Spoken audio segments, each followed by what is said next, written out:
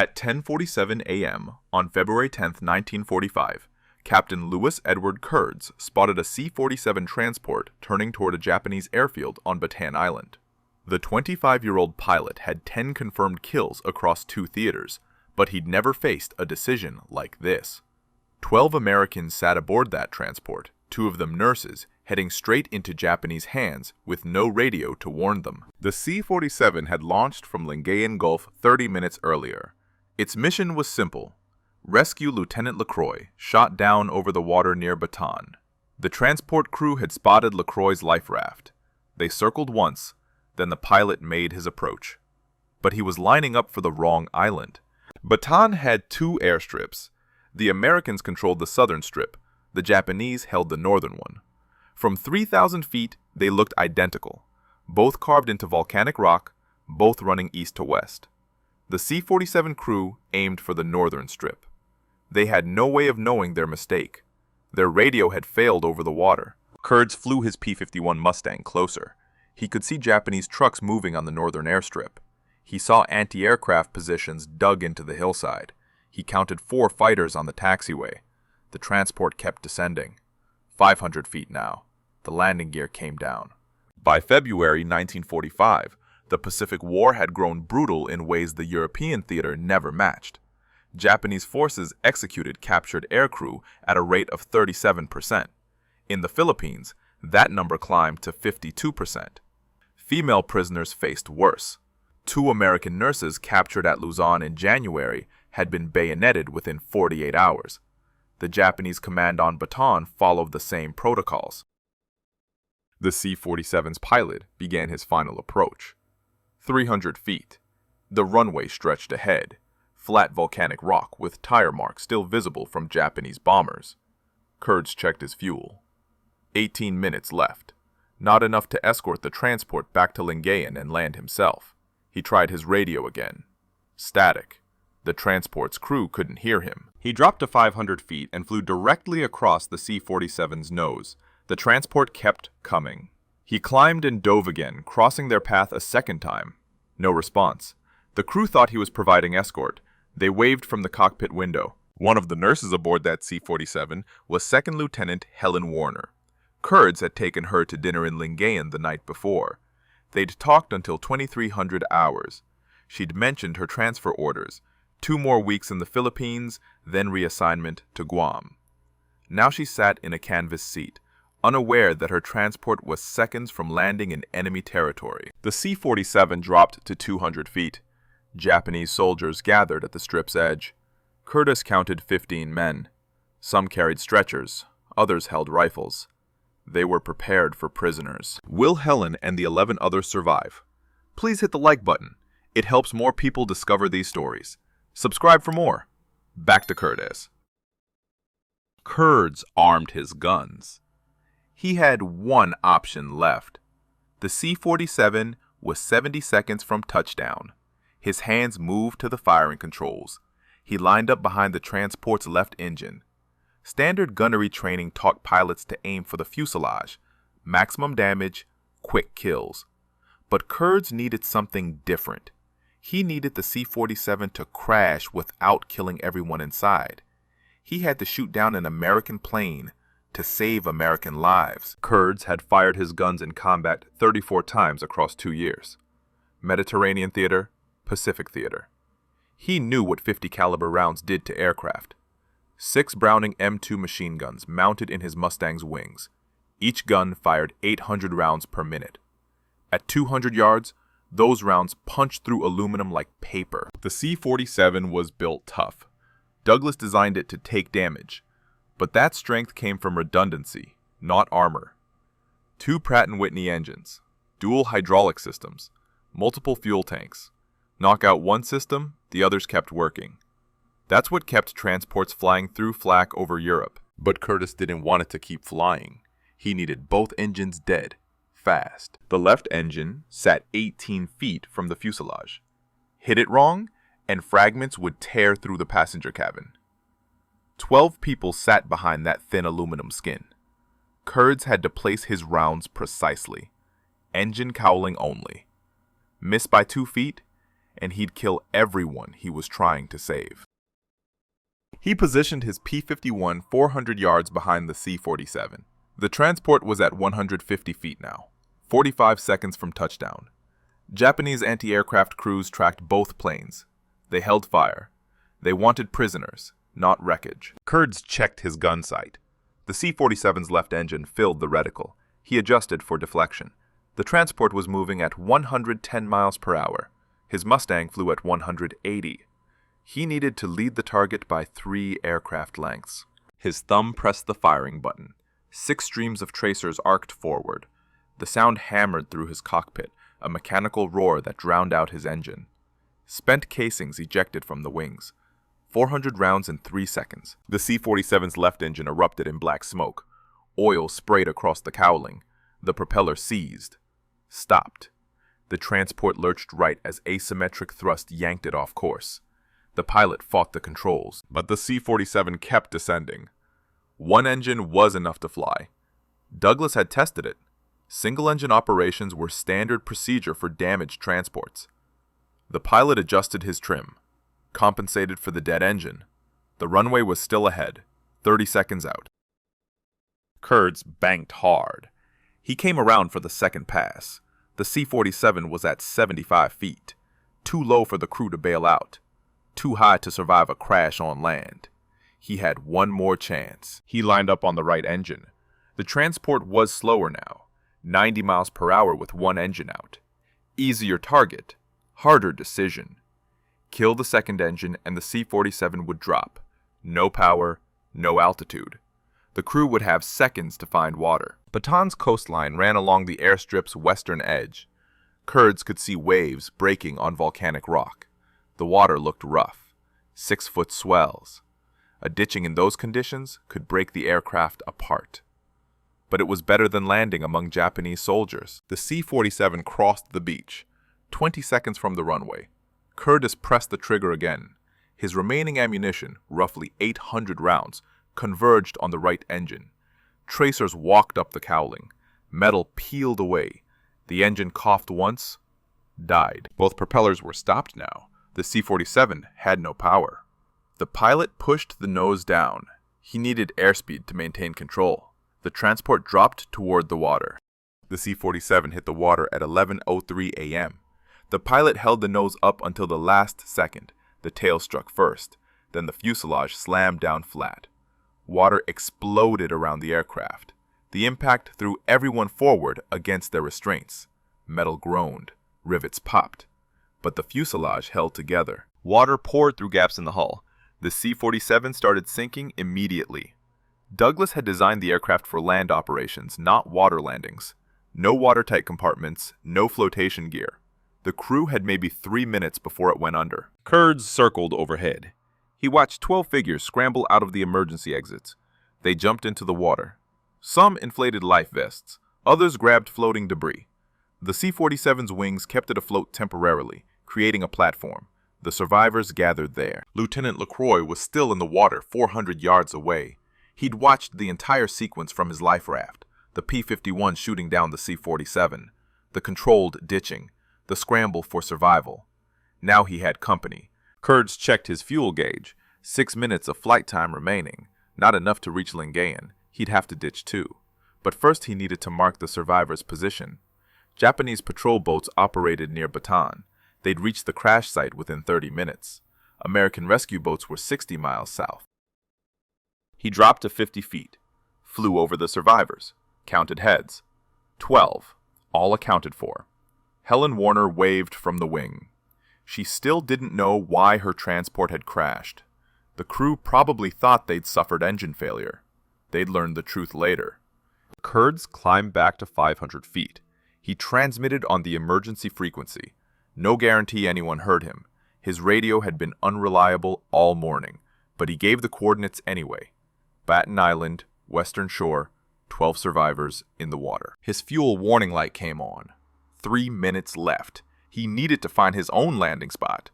The ocean east of Batam looked calmer, smaller swells, better chance of a controlled ditching. He turned away from the crash site. The P-51 Mustang was not designed for water landings. The liquid-cooled engine sat low in the nose. hit the water wrong, and the engine would act like an anchor, flipping the aircraft. Curdes had seen it happen during training. Pilots who survived the ditching drowned when their planes went inverted. He ran through the emergency procedures. Canopy open, harness loose, radio destroyed.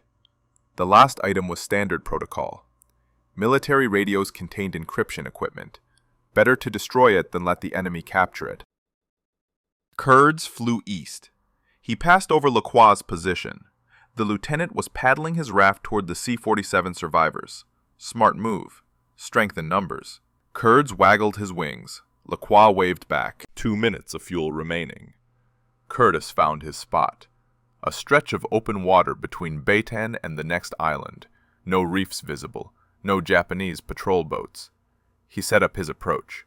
Reduced power, dropped his flaps. The Mustang slowed to 120 miles per hour. He held the nose high. The tail struck first, just like the C-47, but the Mustang weighed half as much. It skipped once, twice. Then the nose dropped. Water hit the propeller. The blades shattered. The engine torqued hard. The entire aircraft pitched forward. Curdes released his harness. He pushed himself up, grabbed the canopy rail. The cockpit was flooding. Cold seawater rushed past his knees. The Mustang's nose was already underwater. The tail lifted.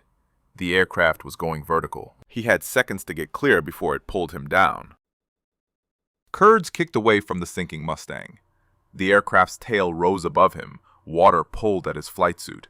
His boots felt like anchors. He kicked them off, swam hard. 20 feet. 30. He turned to look back. The P-51 slid beneath the surface nose first. The tail vanished last. Air bubbles marked where it went down. Then nothing. Just waves. Curdes inflated his life vest, started swimming toward the C-47 survivors.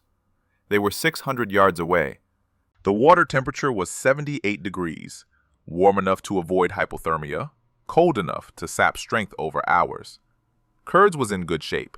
He trained for water survival at Luke Field back in Arizona, but training pools didn't have 6-foot swells. Each wave lifted him up, then dropped him into a trough where he couldn't see anything. He swam for 20 minutes.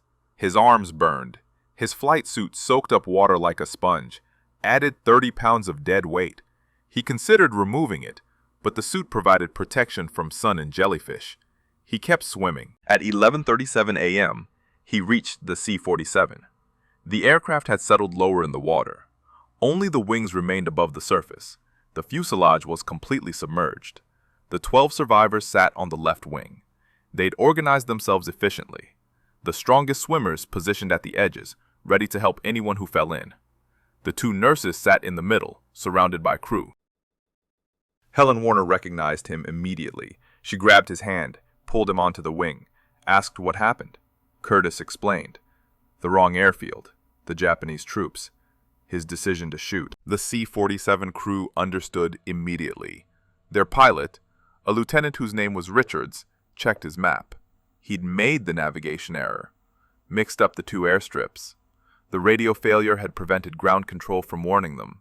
Curdes had saved their lives by destroying their aircraft. Lieutenant LaCroix reached the wing 10 minutes later. He'd paddled his raft across 400 yards of open ocean. Now all 13 survivors sat together. They had no food, no fresh water, no radio. The C-47 was sinking. They needed rescue within 6 hours. Curdes looked toward Batan's northern shore. He could see the Japanese airfield. Trucks moved along the runway. The enemy knew about the ditching. They'd watched it happen. Patrol boats would be launching soon. The Pacific Theater Rescue System worked on a simple principle. Submarines patrolled near enemy territory. Surface vessels stayed back at friendly bases. When a pilot went down, submarines responded first. They were faster, harder to detect, and carried enough firepower to fight their way out if necessary. But submarine rescues took time. The nearest boat was USS Pomfret, operating 60 miles southeast of Batan. Even at maximum speed, she'd need 3 hours to reach the survivors. 3 hours exposed on a sinking aircraft wing.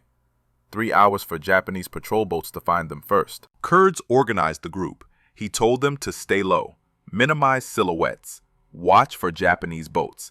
If they saw one approaching, everyone would slide into the water, hide under the wing. Japanese patrols typically didn't search thoroughly. They expected survivors to be visible, waving for help. Hidden survivors often went undetected. The C-47's left wing dipped lower. Water sloshed across the aluminum surface. The aircraft was settling faster now. Air trapped inside the fuselage was escaping through gaps in the hull. Basic physics. As air left, water entered. The wing wouldn't stay afloat much longer. At noon, someone spotted movement on the northern horizon. A vessel. Small. Fast. Heading their way. The vessel was 3 miles out. Curdes squinted against the sun glare. He couldn't identify it yet. Too much heat shimmer. Could be American. Could be Japanese. The survivors watched in silence. Richards pulled out a signal mirror from his survival kit. Standard issue for all aircrew. 3-inch diameter, polished steel. He angled it toward the approaching boat. Flashed 3 times. Waited. No response. Japanese patrol boats in the Philippines operated under strict radio discipline. They maintained silence to avoid American direction-finding equipment. American rescue boats did the opposite. They broadcast continuously, advertising their position to guide survivors. The silent vessel suggested Japanese. Curdes made the decision. Everyone into the water, now! The 13 survivors slipped off the wing. They positioned themselves along the submerged fuselage, held on to any handhold they could find, stayed low, only their heads above water. The C-47's wing provided cover from one direction, but the approaching vessel would circle. Standard search pattern. The survivors would be visible from certain angles. They needed the wing to block the sight line at the critical moment. The boat close to 2 miles. Curdes could see its profile now. Low freeboard. Single mast. Diesel engine by the sound. Japanese Type A patrol boat, armed with 1 20mm cannon and 2 machine guns, crew of 8. These boats specialized in picking up downed aircrews for interrogation. The patrol boat slowed at 1 mile. It began circling the crash site. Wide circles first, then tighter. The crew was scanning the water, looking for survivors. The C-47's tail section remained visible above the surface. Obvious crash site. Fresh. The Japanese knew people had walked away from this. Curdes watched through a gap in the wing structure. The patrol boat completed its first circle.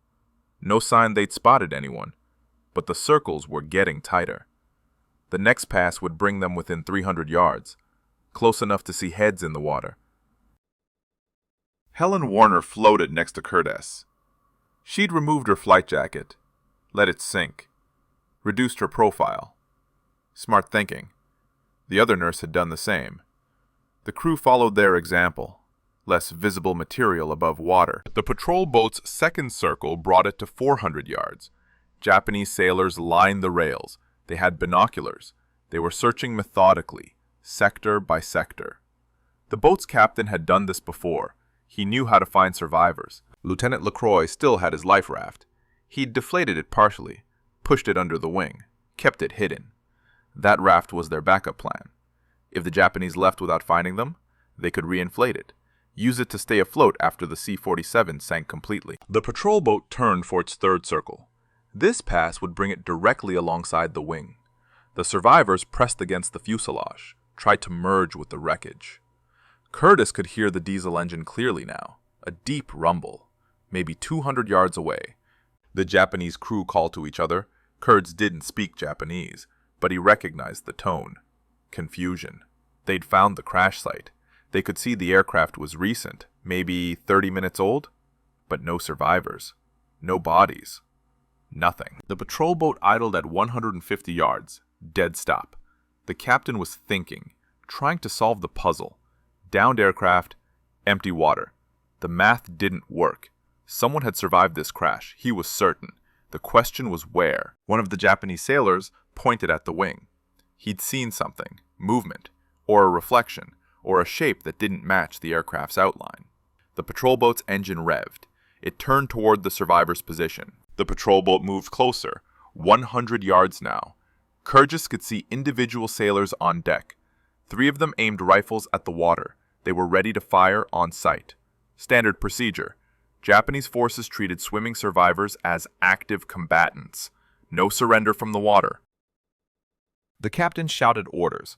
The boat circled the wing one more time, slower, methodical. 50 yards out, the sailors scanned every meter of water. They looked for debris patterns, oil slicks, anything that indicated recent human activity. Curdes forced himself to breathe slowly. Quiet. Small bubbles only. He trained for this at survival school. Captured aircrew had reported that Japanese searchers listened for breathing sounds. Heavy breathing carried across water. Got people killed. The patrol boat completed its circle. Stopped again. The captain climbed onto the bow. He studied the C-47's tail section. Checked his watch. Curdes could see him calculating. Time since crash, drift patterns, survival probability. The math suggested survivors were close, but the captain had a problem. His orders were to capture aircrew for interrogation, not waste time on empty crash sites. He'd already spent 15 minutes searching, found nothing. Other patrol boats were operating nearby. They had their own sectors to cover. He needed to make a decision. The diesel engine rumbled. The patrol boat began moving. North. Back toward Batan. The captain had given up. Curdes watched it pull away. 100 yards, 200, 500. The boat's profile shrank against the horizon. The survivors stayed hidden for another 10 minutes. They waited until the patrol boat disappeared completely. Then, they climbed back onto the wing. Everyone accounted for. No one injured, no one spotted. Richards checked his waterproof watch. 12:17 p.m. They'd been in the water for 74 minutes. The C-47 had maybe 30 minutes of flotation left. The fuselage was almost completely submerged now. Just the wings and tail remained above surface. Curdes looked south. No sign of American rescue boats yet. His emergency transmission had given their coordinates, but had anyone received it? His radio had been malfunctioning all morning. The message might have been pure static. The Pacific Rescue System depended on radio communication. Submarines monitored emergency frequencies continuously. Surface vessels did the same. Patrol aircraft listened while flying search patterns. But all of it required clear transmissions. Static didn't save lives. At 12:41 p.m., LeCroix spotted something. A periscope, 400 yards southeast, breaking the surface for 3 seconds, then gone. He pointed. The others saw it too. Submarine. American or Japanese? Impossible to tell from a periscope alone. Both navies operated submarines near the Philippines. Japanese boats hunted American shipping. American boats hunted everything. But American submarines had specific orders regarding aircrew rescue. Find them, surface, retrieve them. Japanese submarines had different orders. Submerge, report position, let patrol boats handle capture. The periscope appeared again, closer, 300 yards, still on course toward the survivors. It stayed up longer this time, 5 seconds. The submarine was making an observation run, checking for enemy vessels, confirming survivors' position. Standard procedure before surfacing. Curdes made a decision. He grabbed the signal mirror from Richards, aimed it at the periscope, flashed the emergency code. 3 short, 3 long, 3 short. International distress signal, recognized by all nations. The periscope disappeared. 30 seconds passed. Nothing. The survivors watched the water, searched for any sign of movement. The submarine could be anywhere. Submerged boats were invisible, silent, deadly. Then the water erupted 200 yards away. A submarine's conning tower broke the surface. Water cascaded off the hull. The bow appeared. Then the deck. The entire boat surfaced in 40 seconds. USS Pomfret, fleet submarine, 300 feet long, 80 crew. She'd been hunting Japanese shipping when she received Curdes' emergency transmission. Pomfret's captain was Commander Maurice Ferrara. He'd commanded the boat for 8 months, completed 4 war patrols, sunk 11 Japanese vessels, rescued 6 downed aircrew. Now he was adding 13 more to that list. The submarine's deck crew appeared immediately. They carried lines, life rings, rope ladders. They'd practiced this procedure dozens of times. Speed mattered. Every minute on the surface was a minute exposed to Japanese patrol boats and aircraft. Ferrara wanted everyone aboard in under 10 minutes. The survivors swam toward Pomfret. The strongest swimmers went first. They grabbed the lines. Deck crew hauled them up, one by one. The two nurses came next. Helen Warner climbed the rope ladder without assistance. She'd trained for water survival at Camp Lejeune. The second nurse needed help.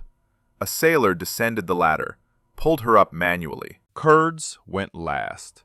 He counted heads as each survivor reached the deck. 12 from the C-47. LaCroix, himself. 14 total. Everyone accounted for. He grabbed the rope ladder at 12:53 p.m., climbed aboard 60 seconds later. Pomfret's deck was already clearing. The crew moved the survivors below immediately, down the conning tower hatch, through the control room, into the forward torpedo room. Submariners had converted it into a temporary medical station. Blankets, hot coffee, first aid supplies. A pharmacist's mate checked each survivor. Minor injuries only. Cuts from torn metal. Bruises from the ditching impact. Mild dehydration. Nothing serious. The C-47's controlled water landing had worked. No broken bones, no internal injuries. Ferrara's luck was holding. The captain interviewed Curdes in the control room. He needed details for his patrol report. Time of ditching, position, reason for shootdown, number of survivors. Curdes explained the entire sequence. Wrong airfield. Japanese troops waiting. The decision to fire. Ferrara listened, took notes, asked no questions about the decision itself. Rescuing downed aircrew was the mission. How they got down didn't matter. At 13:08 p.m., Pomfret's radar operator reported surface contact. Range 8 miles, bearing north, speed 12 knots. Japanese patrol boat, possibly the same vessel that had searched earlier. It was returning to the crash site. Ferrara ordered dive stations. The klaxon sounded twice. Deck crew scrambled below. The hatch clanged shut. Vents opened. Seawater flooded the ballast tanks. Pomfret began her descent. 30 seconds from surface to periscope depth. 2 minutes to full submersion at 100 feet. The submarine slipped beneath the waves. The survivors felt the descent. A subtle pressure change. Deck angle shifting forward. They were safe now. Japanese patrol boats carried depth charges, but they needed to know where to drop them. Pomfret could be anywhere within a 3-mile radius. Finding her would take hours. Ferrara kept the boat at 100 feet, silent running, minimum engine noise. He wanted distance from the crash site before surfacing again. Japanese patrol patterns were predictable. They searched in expanding circles. Pomfret needed to be outside that circle before dark. At 1500 hours, Ferrara surfaced. No contacts on radar, no aircraft overhead. He set course for Subic Bay. 240 miles south, 14 hours at cruising speed, the survivors would reach friendly territory by dawn. Curdes sat in the forward torpedo room. Helen Warner sat across from him. She'd changed into dry clothes borrowed from the submarine's crew, standard Navy dungarees, too large by 3 sizes. She asked him about the decision, why he'd fired, whether he'd hesitated. Curdes told her the truth. He hadn't hesitated. The math was simple. Shoot down the C-47 or watch 12 Americans get captured. There was no choice. But now he faced a different problem. He'd destroyed an American aircraft, shot down his own side. That kill would require explanation. Pomfret reached Subic Bay at 0600 hours on February 11th. The survivors disembarked. Medical staff examined them again, cleared everyone for duty. No serious injuries, no lasting trauma. Just another rescue in a war full of rescues. But Curdes faced questions. His commanding officer, Major Vincent Elliott, wanted details. Curdes had destroyed an American C-47. That required justification. Written report, witness statements, chain of command approval. Curdes filed his report on February 12th. 4 pages, single-spaced. He described the navigation error, the broken radio, the Japanese troops waiting on the airfield, his decision to fire, the controlled ditching, the submarine rescue. He included statements from Richards, LaCroix, and both nurses. Elliott forwarded the report to 5th Air Force headquarters. They reviewed it for 3 days, checked the facts, interviewed the survivors, verified the Japanese presence on Batan's northern airfield. Everything matched Curdes' account. On February 16th, 5th Air Force issued their decision. Curdes' actions were justified, necessary, heroic.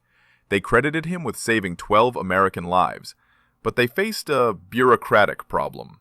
How do you record this in official documents? Standard kill markings used enemy flags, German crosses, Japanese rising suns, Italian fasces.